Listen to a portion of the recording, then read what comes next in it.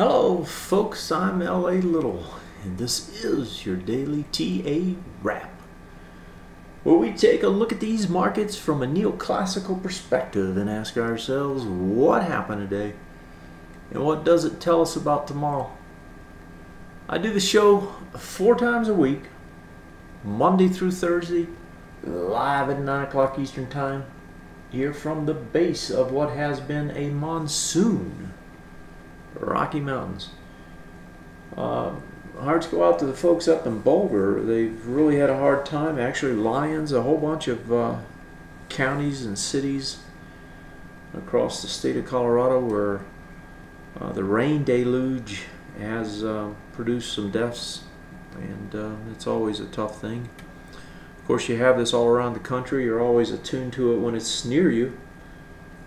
With my kids up in Boulder, of course, you know, I'm more attuned there than normal.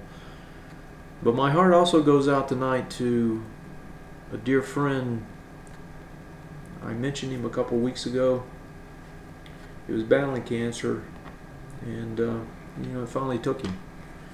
So Harry, I wish you the best. You know, you leave a legacy of help and needs. You know, you help a lot of people a lot of times. So, you know, may God be with you. Folks, as far as these markets, let's take a look at what we got here.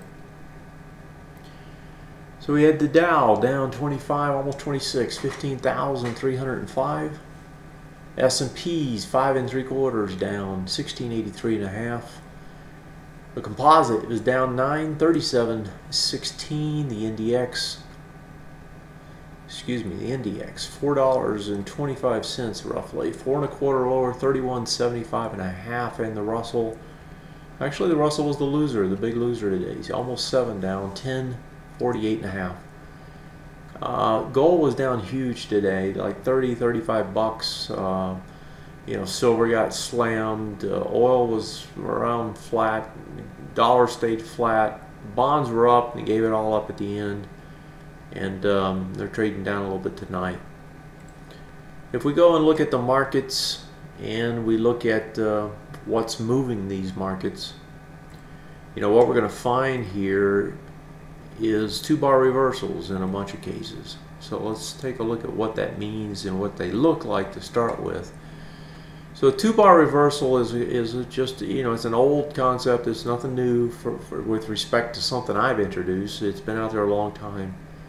But essentially, you know, you come up, you get an extended move. Now, maybe my definition is different than others, but, you know, to me, it's an extended move, which is not, you know, which is not something you can look at and say, okay, is 3% extended, is 5%, you know, what? No, it's how fast you move in terms of direction and how far. You know, if I move down a little bit here and then hesitate for a while and then move down, well, it's not an extended move anymore. You know, it just doesn't count. Like here, now this is an extended move, you know, where you go straight up, and when you get, you know, some sort of a, like in this case right here, after an extended move, I mean, that's definitely extended. You get a 2-bar reversal there, the next day should be down, that's what you get. Well, here, it's not as extended, but it is an extended move. You get a 2-bar reversal. That means you go over the prior day's high, in this case 1689.13. You get to 1689.97. You have lighter volume, 31 versus 31.3. That's an extended move. That's a 2-bar reversal. Now note 2 things on this. One, it's not as extended as something like this, right? So it, you know, maybe just simply a little pause, a little bitty pullback. Or it could be something larger, but you know, you can't, I wouldn't get too excited about this, I guess is what I'm trying to say. And the second thing is that it hit it with almost the same amount of volume. You do 31.062, you do 31.354, it's almost the same volume on the next day.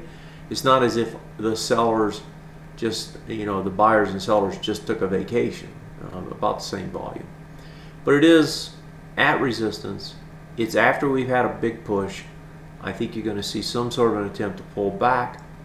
If we look at the Dow had an even larger push with respect to how it was moving the last couple days with the rejiggering that they're going to do in this index.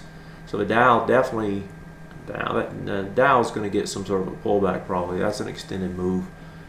997 versus 1.02, so it's almost the same amount of volume. You're going into about 1.2, almost 1.3. That one does look like you'll get a pullback off of it. Now if I go to the stronger guys, let's go to the NDX first. Now remember, Apple took a hammering, not today but yesterday, off of the disappointment with their investment, I don't know what you call it, their new product inventory meeting. Here's the new Gizbang stuff we're doing today, and it couldn't even hold it down. Today it goes back up. Now this is the NDX. It goes back up. You don't really have a 2-bar reversal. I don't think, well actually you do. You got 3180, yeah, you go over it and back under it, so just barely. So it is kind of a little 2-bar reversal, but again, there's no volume. And in these cases, the attempt is going to be to come back and do the retest regens off the highs. If we look at the IXC, the NASDAQ composite, the broader composite, you have the same sort of scenario. A little bit less volume. Also looks like it's going to try to come back a little bit. But again, these are not alarming to me. Now the one that gave us that same signal last night was the Russell. The Russell went over, back under, and today you get the 2-bar, the reversal is what you get, and that is that you're going to get some sort of a sideways to down move the next day. Today you get the down move. Again, Russell, just like the others, wants to come back and do the retest regen. Now if you want to be bullish, and I am on this market, what you're looking at is you're looking at this and saying, oh, okay, well come back, give me a small retrace, do a retest, regenerate higher, give me an ABCD up, right, bullish, and we can really get some action going.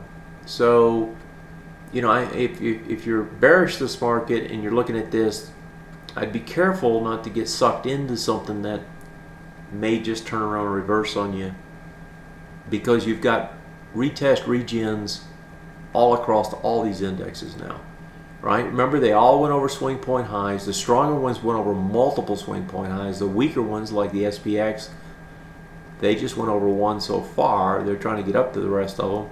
But if you go back to like the broad composite, there's 3 of them you went over. So when you blow across that mini, you get the fast move for 2, maybe 3 bars. That's what you got. Now you're going to get a little retest on those swing point highs. 36.94, we closed at 37.15. So maybe you get another 20-30 points down on the NASDAQ. And what does that do? It gives you a retest regen. If it regens higher, you got an ABCD on the way up. All right, let's look at the sectors, because the sectors are even more mixed. The indexes are pretty clear in that they all want to try to do some sort of a retest. Some sort of a retrace, retest type scenario. Here's the IYT. Now the IYT had pushed up into resistance, got a little doji yesterday. It wasn't clear to me if it'd try to get a pullback. Well, it did. It's coming back to the swing point highs, and you can see here you're going to come right back in to do your retest regenerate. Now what are you measuring against when you do it? That's what's important to understand.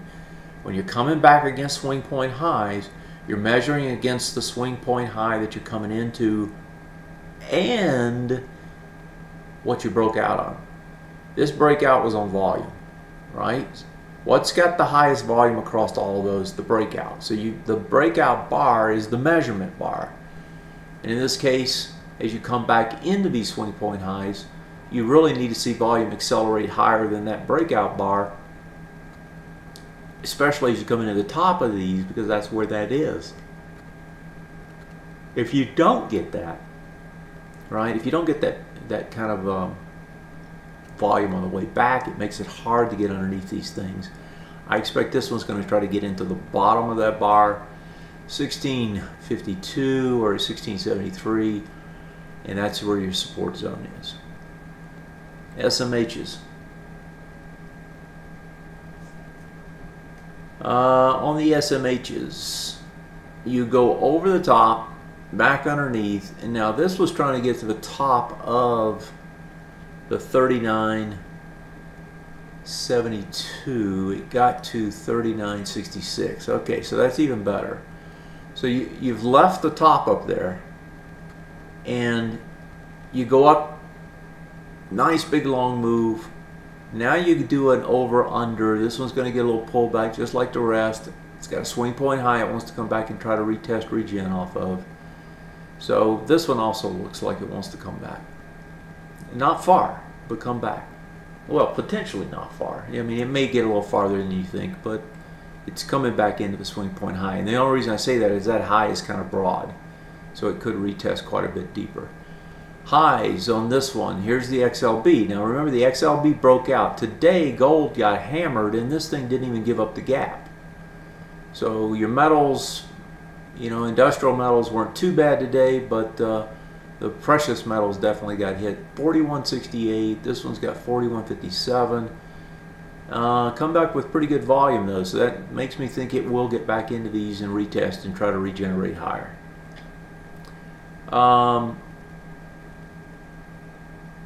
Yeah, I do think that one will. So those three so far, three of them look like they want to try to come in. XLE. Now the XLE actually pushed more volume as it went over the highs. So this one's not really a two-bar reversal even after an extended move. And remember, this one just broke not only on this time frame, but on this time frame as well. Or at least it's trying to break on this time frame. So tomorrow is going to be an important day for the XLE. That high, 83.95, right? We closed the day at underneath there. We're at 83. Yeah, actually we're just barely over it still, 83.98. So tomorrow you get to close over it. You got to break on multiple time frames. If you got multiple time frames, right, that should lead to a one, two, maybe 3 bars accelerated move, because it's on the weekly. It could go for a couple weeks. So we'll see what XLE wants to do. I expect XLE is going to flip back up there and try to test the highs again tomorrow. XLF.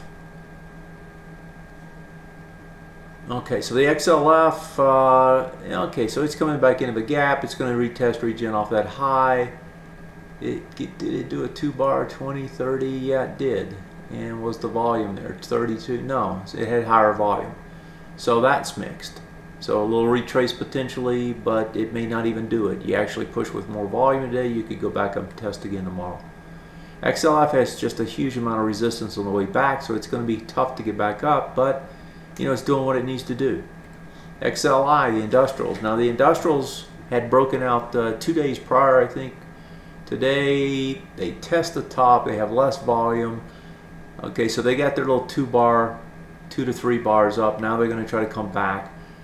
That retest regen, I would think it tries to get into the low of this one, be 45.65. And the volume on the breakout, that bar is 45.72. So somewhere in between those two. So as you can see, as this come back, I would expect they're going to buy these things. And so don't be surprised if this comes back, gets bought, sets up an ABCD bullish, and tries to run. XLK.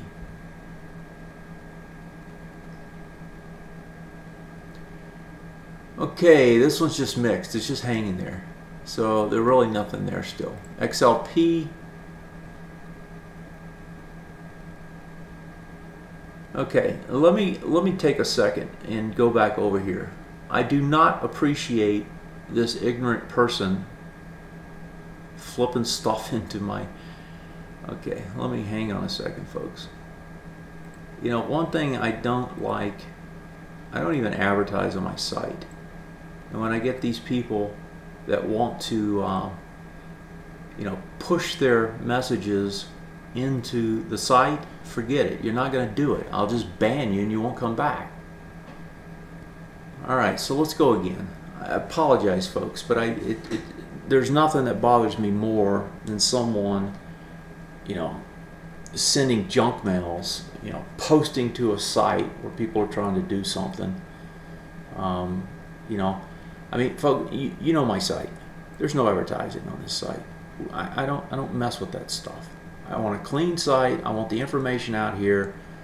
You know, there's no reason to do that kind of crap.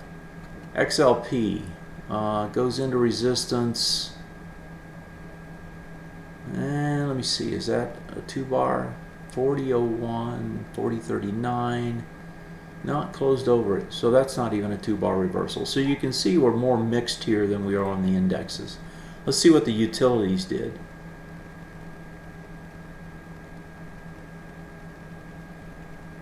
Yeah, it still looks ugly. And this is directly tied to interest rates. And the interest rates today, we'll look at the bonds here in a minute. But the bonds really couldn't get anything going. They pushed up to what was the first test at 164 or 140. We'll look at it here in a minute, and they failed. So the bonds, utilities, they're doing the same thing. Here's a 2-bar reversal after an extended move on XLV into resistance. This one also is going to try to pull back. Now, the pullback here could be deep if it wants to come all the way back to a swing point high. I think the bar that's going to be, you know, if you go back and you look at all these indexes and sectors, the bar that's of interest now, and you always want to try to figure out where your measurement bars are, is going to be Friday's bar. You know, Friday was the employment number. Friday had a wide price spread bar. Volume wasn't huge, but that was a telling bar because why? Well, because Tuesday was here.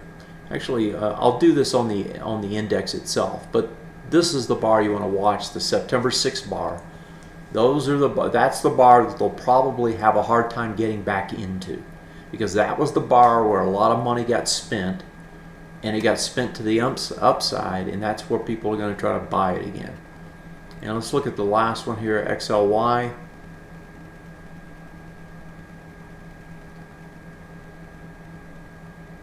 Okay, so that one also is a 2-bar after an extended move into resistance. So there's enough sectors wanting to try to pull back that I think tomorrow you're going to get some sort of a sideways to down day. I don't think it's going to be a huge move down. I think it's going to probably try to set up bullish ABCDs on the upside. And I see a question over here about, you know, how far can this thing go?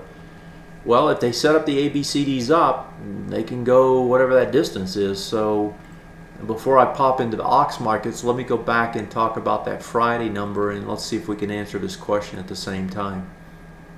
So the Friday bar is a wide price spread bar, and that's this bar, right? You had a big wide price spread that you traded from 1640 to 1664. That's 24 points. That's fairly wide.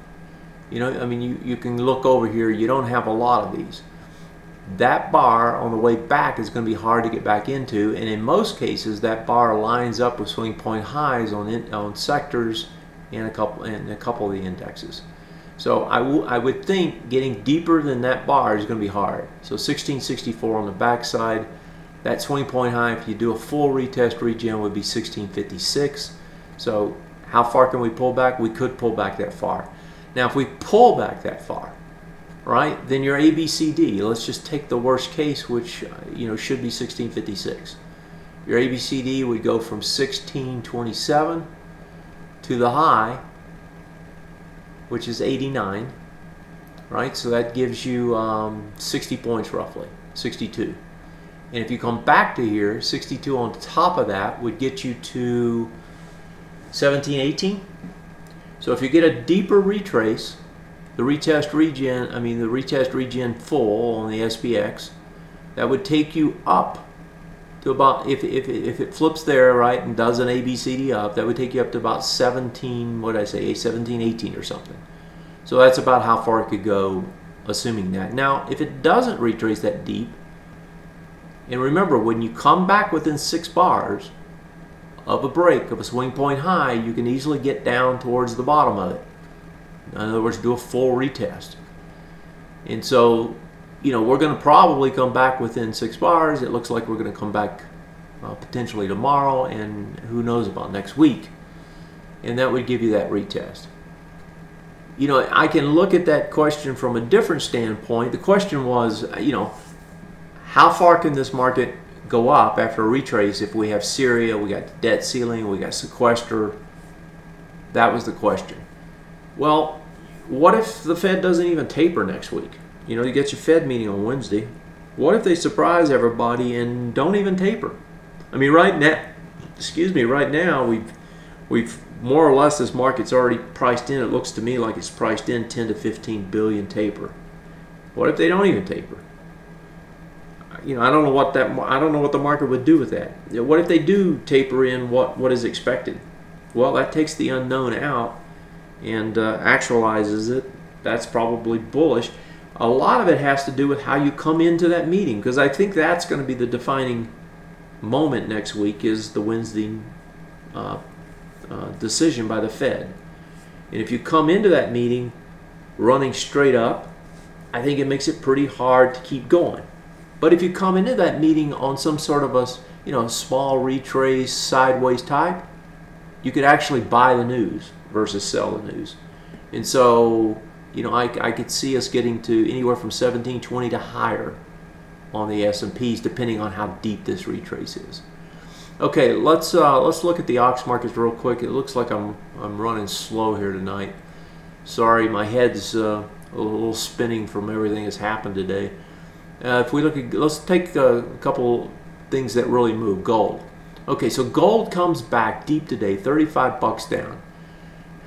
If you just look at the headlines, huge move in gold, is it a sell, that kind of stuff? Well, it may be, but at the same time, folks, it took, gold has a way of doing this, taking big moves, and sometimes it means absolutely nothing. And I think in this case, it probably means nothing. And so let's understand why, because this is a good tape read.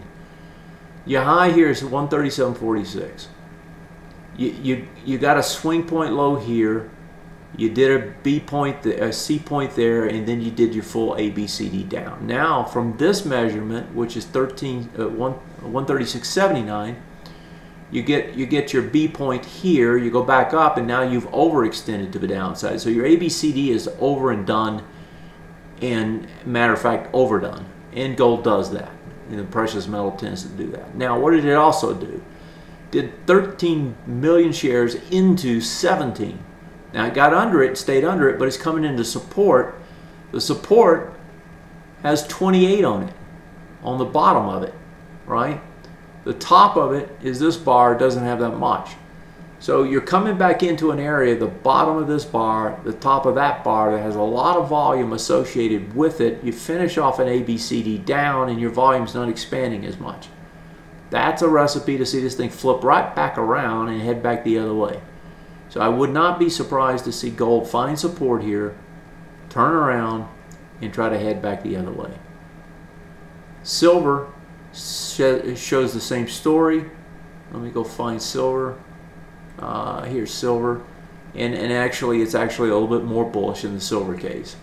And you can see it there. It didn't even get to the bottom of that bar. If I look at silver on a weekly, you're coming back into this bar. You did a break of the high. What are you doing? You're coming back in to do a retest regen. What do you measure against? That bar and the breakout bar. What's the breakout bar got on it? Lots and lots of volume. You're coming back with no volume comparatively. If I go back to gold, you'll see gold's doing the same thing. So I don't really freak out when I see something like this, because they're coming back into areas that they're probably going to find support. Gold's not as well defined as silver is, but again, you're coming back into this area. The volumes are not probably going to be there. So anyway, that's the way that story looks to me. Let me try to take a couple of questions here before I run out of time. So Fred was trying to figure out if he was the only one here. No, Fred, there are a few other folks. So what do I think about CWEI? CWEI, I don't know. Let's go see. I don't even know what CWEI is. Let's go see what it is and then see what we think about it. CWEI. This is from my friend Feedy Trump. All right, CWEI. What does this guy look like?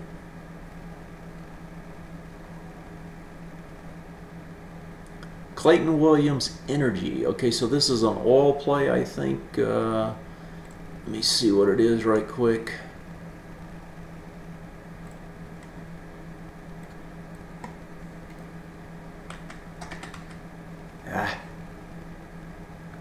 Hang on.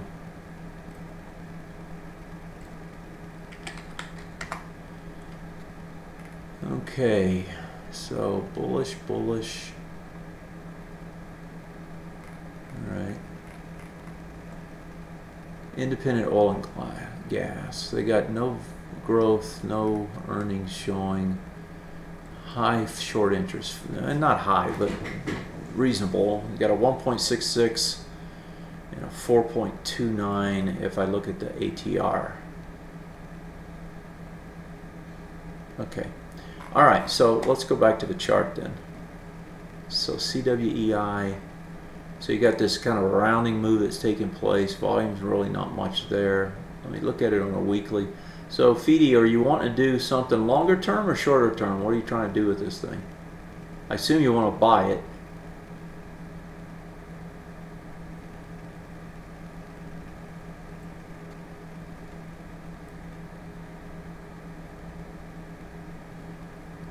Yeah, this is, I don't know, Feedy, this is a hard read because you're right at resistance, right? You kind of got a rounding top. It looks to me like what you're going to see here is this thing's probably going to just, it's going to build out a base. You got this big spike up, right? You run up off of that. You know, that's a long move. So you go from, what is that low? You go from 38 to 57, right? So it's 20 bucks on 38. That's a big move. That's 60% almost.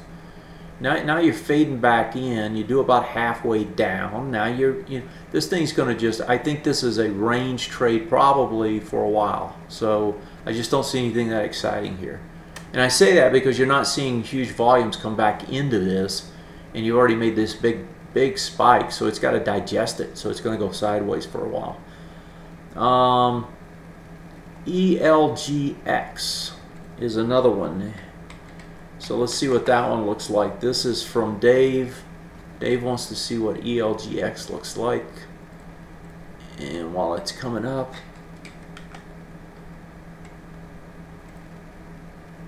let me pull this over a little bit farther. ELGX. Let me see what it looks like. So this one's just turned bullish. It's been bullish a long time. This is medical instruments. Okay, they got good revenues. Earnings don't show. Short interest is heavy. Okay, so that could be a nice spike as a result. Let's see what it looks like on the charts. Okay, so this one went over multiple swing points and also did it on the weekly, right? So that means this thing's probably going to carry. So this is not a bad setup. Matter of fact, I like this setup. You know, some things I don't like about it, but right now it can go higher. You get a nice ABCD structure that's bullish. You go over a swing point, you're holding it, that's going to hold. If I look at the daily, it's had a big move, but you know, it's not done. If you can get a retrace back to test these swing point highs, that'd be a sweet spot to pick it up. And yeah, I like the stock. I like the way it looks. Okay, folks, tomorrow I'm off as always on Friday nights. I'll see you next Sunday. You know, folks, life is short. You know, you got to follow your dreams. You got to follow your way. It doesn't last that long. It really doesn't. We're just here for, you know, a speck in comparison to eternity. So I don't know what else to say. I'm kind of saddened by my friend. And, you know, it's these times that we reflect, and we reflect on our lives and what we do. Make a positive impact. I try to make a positive impact through what I do. Hopefully one of these days it'll be recognized that way in a widespread manner, of course, which is what I want. But even if it isn't, any impact you make in terms of helping others achieve their goals and their dreams is a positive one. And I hope that I can do that for you and for those that you love. Folks, you have yourself a great night. Take care. I'm L.A. Little. This is and was the Daily DailyWrap. Have yourself a great one. Until next time, take care. Good night, folks.